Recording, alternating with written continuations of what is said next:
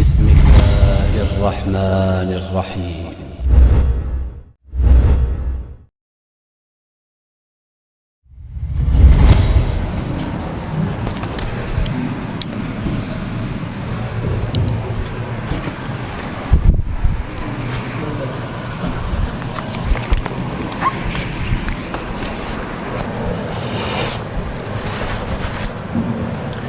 Bismillahirrahmanirrahim. Assalamualaikum warahmatullahi wabarakatuh. Alhamdulillahirabbil alamin, wassalatu wassalamu ala Rasulillah, hamdan katsiran tayyiban mubarakan fi kama yuhibbuna wa yardah. Asyhadu an la ilaha illallah wa asyhadu anna Muhammadan abduhu wa rasuluh. Allahumma shalli wa sallim wa barik ala sayyidina wa maulana wa habibina wa muallimina Muhammadin ibn Abdullah wa ala alihi wa sahbihi ajma'in. Amma ba'd. Qala Allah ta'ala fil Qur'anil Karim, wa ma khalaqtul jinna wal insa illa liya'budun. Amma ba'du. Para jamaah sekalian, Bapak, Ibu serta adik-adikku yang sama-sama mengharap pahala dan ampunan dari Allah Tabaraka wa Ta'ala, izinkan kami memberikan sedikit nasihat-nasihat yang nasihat ini ditujukan sebetulnya untuk diri kami pribadi. Namun mudah-mudahan Bapak dan Ibu bisa mengambil manfaat dari apa yang sedikit yang kami sampaikan. Bapak dan Ibu, jemaah yang dirahmati Allah Ta'ala, tugas kita di dunia, kewajiban-kewajiban kita di dunia sangat banyak. Sedangkan umur kita terbatas. Apabila hari ini kita berumur 30 tahun, 40, 50, 60 dan seterusnya, maka kita tidak faham berapa sisa waktu yang kita miliki. Dan kalau kita mau jujur, muhasabah diri kita pribadi, berapa banyak ibadah yang kita lakukan karena Allah Subhanahu wa Ta'ala. Kalaupun kita melakukan ibadah karena Allah Subhanahu wa Ta'ala, betulkah ibadah kita? Ikhlaskah ibadah kita? Maka ibadah yang kita lakukan pun itu banyak mengalami kekurangan demi kekurangan. Namun jangan menyerah Bapak dan Ibu. Jangan menyerah. Karena sebagaimana perintah Allah Subhanahu wa Ta'ala, sebagaimana yang diinformasikan barusan, bahwasanya Allah Subhanahu wa Ta'ala berfirman, tidaklah aku ciptakan jin dan manusia kecuali untuk beribadah kepadaku. Artinya setiap tarikan nafas kita seharusnya menjadi ibadah kepada Allah Subhanahu wa Ta'ala. Tidak hanya terbatas kepada salat, tilawah dan lain sebagainya. Namun apa-apa aspek dalam kehidupan kita, berkeluarga, bertetangga dan sebagainya, seharusnya menjadi ibadah kepada Allah Subhanahu wa Ta'ala, karena memang begitu yang Allah informasikan kepada kita semua. Bapak dan Ibu yang dirahmati Allah Ta'ala, waktu kita tidak banyak. Waktu kita tidak banyak. Amalan kita sangat sedikit. Barusan atau tadi pagi Ustadz Rudi kontak saya, "Kang, temanya apa?" Saya bilang, temanya yang ringan-ringan saja, karena ini bukan khutbah Jumat dan lain sebagainya. Ini ada buku, nanti Bapak bisa cari sendiri, Ibu. Ini amalan ringan berpahala besar. Bukunya kecil, karya atau penulisnya Syekh Izzuddin Karim Abu Khair. Mungkin nanti Pak Sigit bisa fasilitasi untuk bikin kajian khusus tentang ini, atau kalaupun bukan kajian, misalkan bentuk motion graphic atau via WA misalkan, satu saja sehari atau 2 hari sekali. Ini isinya amalan ringan berpahala besar. Kenapa? Karena usia kita tidak cukup, dan barangkali kita khawatir amalan yang kita lakukan tidak akan menyampaikan kita ke dalam surganya Allah. Saking mahalnya surganya Allah Subhanahu wa Ta'ala. Maka di buku ini ada beberapa amalan yang ditulis oleh beliau, oleh penulis, Ya, salah satunya adalah yang pertama sekali yang beliau tulis adalah tauhid. Tauhid, dia ini mengesahkan Allah Subhanahu wa taala. Mengesahkan Allah di dalam penciptaannya, mengesahkan Allah di dalam beribadah kepadanya, mengesahkan Allah di dalam nama dan sifat-sifatnya. Maka tauhid sebagaimana yang disabdakan oleh Nabi sallallahu alaihi wasallam ketika membonceng sahabat yang masih kecil, sahabat yang masih remaja saat itu, yakni Mu'adz bin Jabal. Ketika membonceng Mu'adz, beliau sallallahu alaihi wasallam bertanya, "Wahai Mu'adz, tahukah kamu apa hak Allah atas hamba dan apa hak hamba atas Allah?" Mu'adz menjawab, "Allahu wa rasuluhu a'lam." Allah dan Rasulnya yang lebih mengetahui. Kemudian beliau sallallahu alaihi wasallam menjawab, hak Allah atas hamba adalah disembah dan tidak disekutukan dengan satu apapun. Dan hak hamba atas Allah adalah Allah tidak akan mengazab siapa yang tidak menyekutukannya. Subhanallah. Maka ini berita gembira bagi kita, orang-orang yang melaksanakan tauhid dengan murni, dan kita belajar terus. Walaupun di dalam kitab ini, di dalam kitab kecil ini amalan ringan, namun sejatinya prakteknya tauhid itu butuh ilmu. Maka alhamdulillah di sini DKM Pak Sigit dan jajarannya, alhamdulillah kami melihat jadwal kajiannya, masya Allah ya, dalam sepekan bisa hampir tiap hari ya Pak, insya Allah. Dan belum lagi ada tematik-tematik yang lain, ini perlu kita manfaatkan. Kemudian yang selanjutnya para jemaah sekalian, mengingatkan kepada kita semua, insyaallah kita akan menghadapi 10 malam terakhir, di mana di 10 malam terakhir ini insyaallah kita akan menemui Lailatul Qadar.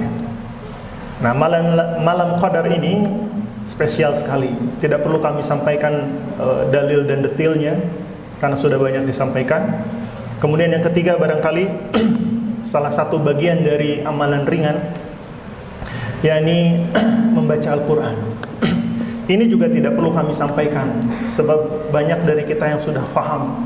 Apalagi di bulan Ramadan ini, orang berlomba-lomba membaca Al-Quran, 1 juz, 2 juz setiap hari dan sebagainya. Sehingga 1 bulan itu menghatamkan 1 khatam, 2 khatam dan lain sebagainya. Alhamdulillah. Namun barangkali sebagai pengingat bagi kita semua, bahwasanya Al-Quranul Karim berpahala setiap hurufnya. Sebagaimana sabda Nabi SAW, "Man qara'a harfan min kitabillah falahu bihi hasanatun wal hasanatu ajrun amsalihha asyru amsalihha bi asyri amsalihha la aqul alif lam mim harfun walakin alifun harfun wa lamun harfun wa mimun harfun." Kata Nabi sallallahu alaihi wasallam, siapa yang membaca setiap huruf dari kitabullah Al-Quranul Karim, maka baginya 1 kebaikan, di mana 1 kebaikan dibalas 10 kalinya, 10 kali yang semisalnya. Aku tidak mengatakan, kata Nabi SAW, aku tidak mengatakan alif lam mim itu 1 huruf, akan tetapi alif 1 huruf, lam 1 huruf, dan mim 1 huruf. Bayangkan Bapak dan Ibu sekalian, bagaimana kita membaca sekian puluh ratus ayat setiap harinya, maka kita bersemangat. Dan di bulan Ramadan ini momen yang paling baik untuk kita meningkatkan bacaan Al-Quran kita. Apabila di antara kita, saudara, teman, tetangga kita, barangkali ada yang belum bisa membaca Al-Quran, alhamdulillah, zaman sekarang ini banyak sekali metode yang ada di masyarakat kita. Ya, yang menjadi masalah kita adalah malu. Ya kalau malu sebetulnya nggak bisa ditawar-tawar ya Pak, sebetulnya. Artinya kalau sudah malu ya gimana lagi, memang malu gitu. Makanya perlu usaha-usaha yang barangkali mungkin proaktif, atau mungkin tidak di masjid.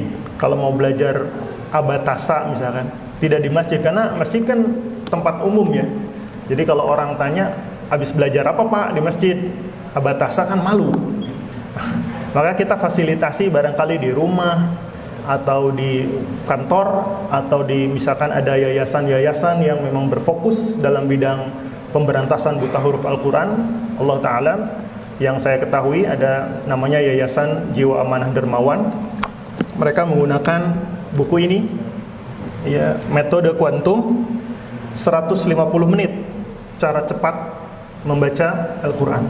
Artinya diajarkan nanti bagaimana mengenali huruf-huruf. Karena orang yang buta huruf itu ketika disodorkan, jangankan Al-Quran, disodorkan huruf hijaiyah saja langsung katarak gitu, nggak tahu gitu. Tapi kalau giliran duit, nah, biasanya sensitif gitu ya. Karena Bapak dan Ibu sekalian, sebagaimana yang kita sudah pahami bersama, barangkali ada yang sudah mengetahui, dari 270 juta penduduk Indonesia, 86% Muslim, setara dengan 230-240 juta Muslim di Indonesia. 65%-nya tidak bisa membaca Al-Quranul Karim. Itu setara dengan 140 juta jiwa di Indonesia. Disinyalir di Bandung, saya mendapatkan informasi, lansia saja ada 110 ribu di kota Bandung, belum termasuk kabupaten. 100 ribuan lansia yang tidak membaca Al-Quran. Kalau lansia tidak bisa membacakan, kemana saja kita selama ini? Lalu kita sholat pakai apa? Maka kami mengajak kepada diri kami pribadi, khususnya mudah-mudahan kita semua bisa mengambil manfaat darinya. Mari Bapak dan Ibu, jangan malu, ya, jangan malu. Kita manfaatkan sisa-sisa waktu umur kita. Karena umur kita pendek, Pak. 60-70, paling lama 90 atau 100. Ya, mari kita manfaatkan waktu kita yang sedikit ini, khususnya di bulan Ramadan. Kita banyak bermuhasabah, apa yang bisa kita lakukan dengan tenaga kita, ya, apa yang kita bisa lakukan dengan harta kita, sedekah keluarkan. Ya. Salat kita ilmui, belajar, kajian. Namanya belajar, Pak, banyak salah, nggak apa-apa. Kalau hari ini Bapak sedekah 1 juta, kemudian Bapak dilihat sama teman, kemudian menjadi takut ria, nggak apa-apa, Pak, keluarin aja. Keluarin aja 1 juta. Besok coba lagi 1 juta lagi, atau 2 juta. Kalau besoknya masih kena ria, tenan naon, Pak, sok weh, teruskan. Sampai nanti Allah berikan hidayah untuk ikhlas. Karena ikhlas itu, kata Dr. Firanda, itu butuh latihan. Dan latihan itu banyak salahnya. Gak apa-apa, hari ini ria, besok mudah-mudahan ikhlas. Besoknya ria lagi, mudah-mudahan besok lagi ikhlas. Maka itu saja barangkali yang disampaikan. Semoga Allah Subhanahu wa taala menerima seluruh amal soleh kita. Rabbana taqabbal minna innaka antas samiul alim wa tub alaina innaka antat tawwabur rahim. Allahumma sallimni ila Ramadan wa sallim li Ramadana wa tasallamhu minni mutaqabbala. Subhanakallahumma bihamdik, asyhadu an la ilaha illa anta astaghfiruka wa atubu ilaik. Walhamdulillahi rabbil alamin. Assalamualaikum warahmatullahi wabarakatuh. Allahu akbar.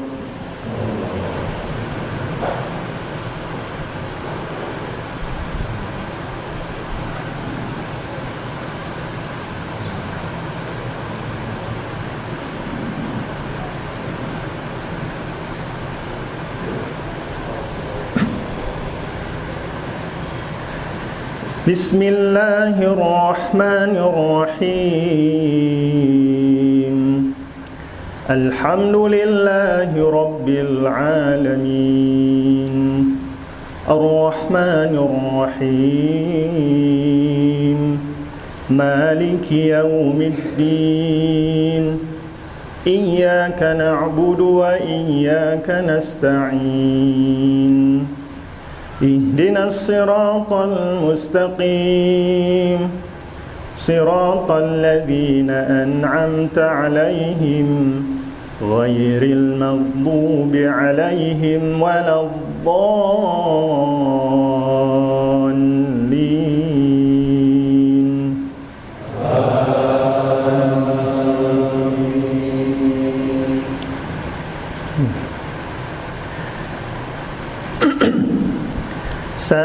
سائل بعذاب واقع للكافرين ليس له دافع من الله ذي المعارج تعرج الملائكة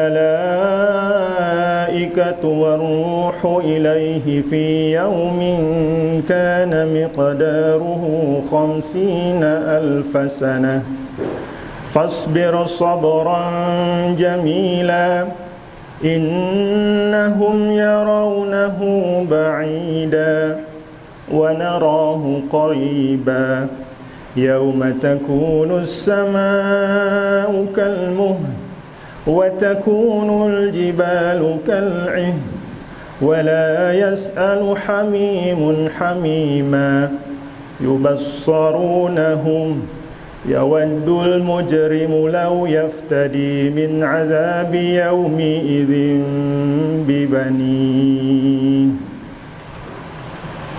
الله أكبر